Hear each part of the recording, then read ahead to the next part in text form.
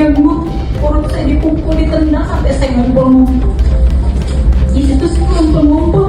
Suara Vivi terdengar lirih. Pemain sirkus OCI ngaku disetrum. Para mantan pemain sirkus Oriental Circus Indonesia, OCI, Taman Safari Indonesia menceritakan kisah yang mereka alami saat beraudiensi dengan Wakil Menteri HAM Mugianto di kantor Kementerian HAM, Jakarta. Mantan pemain sirkus itu mengadukan terkait dugaan tindakan kekerasan yang mereka alami sejak tahun 1970-an silam. Salah satu pemain sirkus, Butet, bercerita pernah mendapatkan perlakuan kasar selama menjadi pemain sirkus. Bahkan, ia mengaku pernah dijejali kotoran gajah. Sempat saya sampai dirantai kaki pakai rantai gajah yang besar itu. Pernah juga di dalam situ dijulurin kotoran gajah, kata Butet dikutip dari tayangan video yang diunggah Mugianto, Rabu 16 April. Kekerasan juga sempat dirasakan oleh Vivi. Vivi ternyata diambil dan dipekerjakan salah satu bos OCI saat masih kecil. Selama bekerja di lingkungan sirkus, Vivi bercerita justru mengalami kekerasan. Di hadapan Mugianto, cerita itu disampaikan sambil menitikan air mata. Nada lirih pun terdengar dari suara Vivi saat mengisahkan pengalaman selama menjadi pemain sirkus. Kami disetrumin, Pak. Saya disetrumin. Sampai saya jatuh lemes.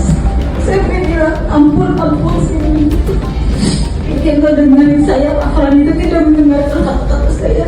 Dia malah setrumin saya terus. Saya jatuh lemes. Rambut saya ditarik, kejamut. Perut saya dipukul, ditendang sampai saya ngumpul-ngumpul. Di situ saya ngumpul-ngumpul. Ungkapnya sambil menyeka air matanya. Secara terpisah, pendiri OCI, Tony Sumampau, membantah pernah menyetrum Vivi, salah satu mantan pemain sirkusnya. Dia mengeklaim, bila itu benar terjadi, Vivi tak mungkin masih hidup. Kalau setrum, kan, enggak mungkinlah orangnya masih hidup, ya. Kalau disetrum pasti sudah haut, ya, kata Tony kepada wartawan di kawasan Jakarta Selatan, Kamis, 17 April 2025. Dia bahkan bingung dengan pernyataan yang dilontarkan Vivi. Saya lagi bingung ini nyetrumnya pakai apa, ujarnya. Tony menganggap pengakuan Vivi ini hanya bualan belaka. Ia menuding ada tujuan terselubung di balik pengakuan tersebut.